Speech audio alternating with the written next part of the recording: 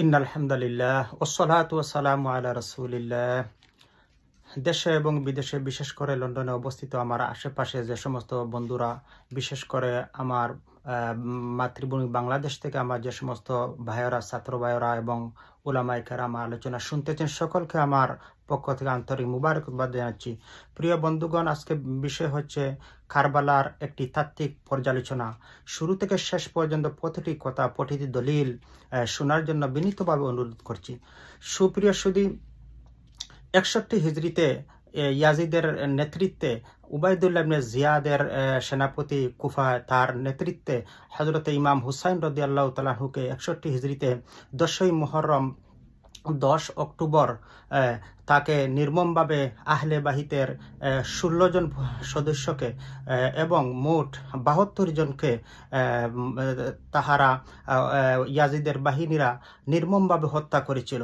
আজকে আপনাদের সামনে আমি সেই কথাগুলা দলিল ভিত্তিক তুলে ধরতেছি। প্রিয় বন্ধুরা, উবাইদুল্লাহ ইবনে জিয়াদ যখন ইমাম হুসাইন রাদিয়াল্লাহু আনহু এর শির মুবারক যখন নিয়ে কুফা থেকে দামেস্কে প্রেরণ করে, তখন ইয়াজিদ এই শির মুবারক দেখে তার হাতে লাঠি দিয়ে গুতা মেরেছিল এবং বলেছিল যে এই হুসাইনের আবু আবদুল্লাহ হুসাইনের মাত্র দাড়ি এবং চুল পাকার সময় এসেছিল। এ কথাগুলা আমি বলতেছি আল বিদায়া ও নিহায়া, হাফিজ ইবনে কাসির দামেশকি রহমতুল্লাহ কিতাব 8ম খণ্ড থেকে আমি আপনাদেরকে বলতেছি, এবং এই পৃষ্ঠা হচ্ছে 383 থেকে শুরু হয়েছে। বন্ধুরা, সেই সময় ইয়াজিদ তিরস্কার সূত্রে আহলে বাইত আওলাদ রসুলের শানে এই কথা বলেছিল। একটি কবিতা সে আবদুল্লাহ ইবনে ফিবআরির এই কবিতা সে বলেছিল, লাইসা আশিয়াখি বিবাদরিন শাহিদু জাজর আল জাজইলা ফি ওয়াকাইল আসাল ফাআহিল্লু ওয়াস্তাহিল্লু ফারহান সুম্মা ক্বালু ইলা হাযা লাআতা। এর অনুবাদ হচ্ছে, বদরে নিহত পিতৃপুরুষগণ যদি দেখত বর্ষাপাতকালে খাজরাজের আতঙ্ক, তাহলে উচ্চস্বরে হর্ষধ্বনি করত, অতঃপর আমাকে বলতো, আমরা তোমাদের দ্বিগুণ সম্ভ্রান্ত জনকে বধ করেছি এবং বদরের পরাজয় পাল্লাকে সমান করেছি। ইয়াজিদ বড় তিরস্কার সুরে এই কবিতাগুলা বলতেছিল যে বদরের যুদ্ধে ইয়াজিদের পূর্বপুরুষরা 70 জন নিহত হয়েছিল। সে বলতেছে যে এই প্রতিশোধটা আমরা আজকে এখানে হুসাইনকে শহীদ করে হত্যা করে আমরা প্রতিশোধটা নিয়েছি। নাউজুবিল্লাহি মিন যালিক। সো প্রিয় বন্ধুরা, ইমাম হুসাইন রাদিয়াল্লাহু তাআলা আনহুকে নির্মমভাবে কুফা নগরে কারবালার ময়দানে শহীদ করা হয়েছিল। তা কিতাবের বর্ণনা অনুযায়ী তাকে মোট হুসাইন রাদিয়াল্লাহু শরীরে 33টি বর্ষা আঘাত করা হয়েছিল, 34 বার তরবারি দ্বারা আঘাত করা হয়েছিল।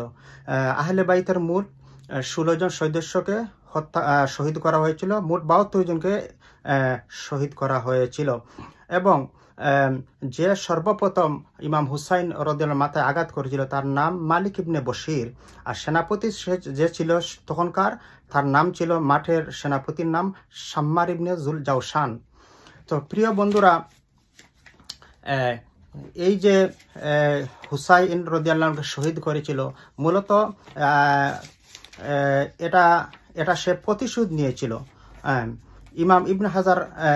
ইমাম ইবনে কাসির রহমতুল্লাহ আলাইহি বেদায়া নিহা কিতাবের মধ্যে লিখেছেন, ইয়াজিদের চরিত্রটা কেমন ছিল তিনি বর্ণনা করতেছেন যে ইয়াজিদ যত সঙ্গীত মদ পান করত, গান শুনত, শিকার করত, সেবক নিয়োগ করত, কুকুর পালন করত, বেড়া, বকরি, অন্যান্য জন্তু ও বানরের মধ্যে লড়াই বাঁধান ব্যাপারে সে প্রসিদ্ধি লাভ করেছিল।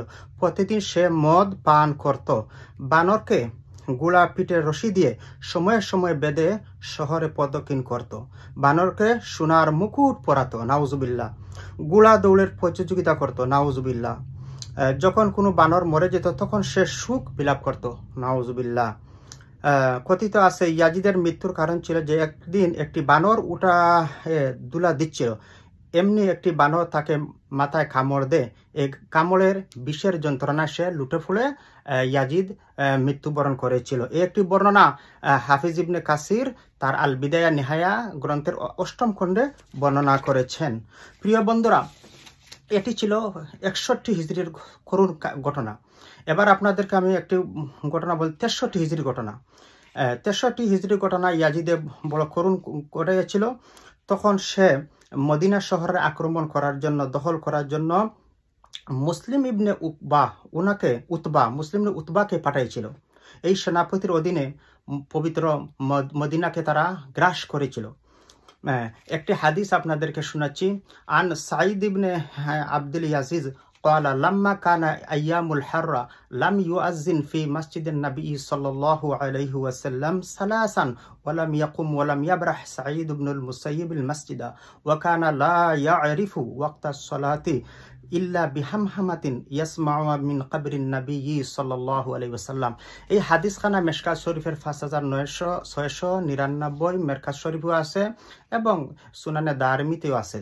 এর অর্থ হচ্ছে সাঈদ ইবনে আব্দুল ইয়াজিদ রাহমাতুল্লাহ বলেন, হাররার ফিতনার সময় 3 দিন 3 রাত মসজিদে নববী শরীফের মধ্যে আজান এবং একামত হয় নাই।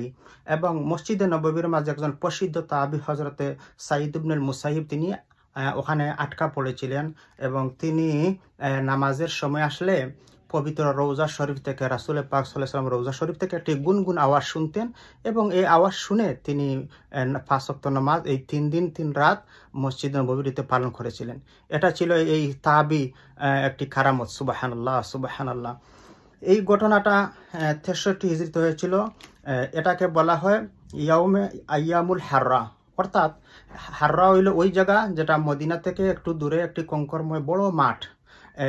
ইয়াজিদের সৈন্য বাহিনীরা মদিনাকে আক্রমণ করে এখানে প্রায় যুদ্ধ করে 700 জন তাহাবি এবং 10,000 মদিনার মুসলমানদেরকে তারা হত্যা করেছিল। নাউজুবিল্লাহি মিন যালিক। এ কথাটি আল বিদায়া ওয়া নিহায়া 8ম খণ্ডে বর্ণিত আছে। 3 নম্বর যেটা হয়েছিল বন্ধুরা, ইয়াজিদ নির্দেশ দিয়েছিল যে মদিনা শহরে প্রবেশ করে সব বাড়িঘর দখল করবে এবং তাদের মদিনা শহরের যত নারীদের গয়না, সোনা, পত্র, নগদ টাকা সব চুরি করে তারা নিয়ে নিবে। এটা করা হয়েছিল, তারা লুট করে নিয়েছিল। এই হলো লুটের রাজ্য তারা তৈরি করে 1 মাস যাবৎ তারা এইভাবে আক্রমণ চালিয়েছিল। 4 নম্বর বন্ধুরা, আল বিদায়া নিহায়া গ্রন্থে এসেছে ইয়াজিদ নির্দেশ দিয়েছিল যে মদিনার নারীদেরকে ইজ্জত নষ্ট করার জন্য এই তাহাবিদের মহিলা স্ত্রীদেরকে, মেয়েদেরকে তারা প্রায় 1000 নারীরা তখন গর্ভবতী হয়েছিল, তাদেরকে তারা তাদের ইজ্জত তারা নষ্ট করেছিল। নাউজুবিল্লাহি মিন যালিক। বন্ধুরা আমার, তারপর এই হলো তার ঘটনা। 64 হিজরি যখন আসে তখন বড় একটা ঘটনা ইয়াজিদ ঘটাইছিল। এটাও আল বিদায়া নিহায়া গ্রন্থে 8ম খণ্ডে এসেছে।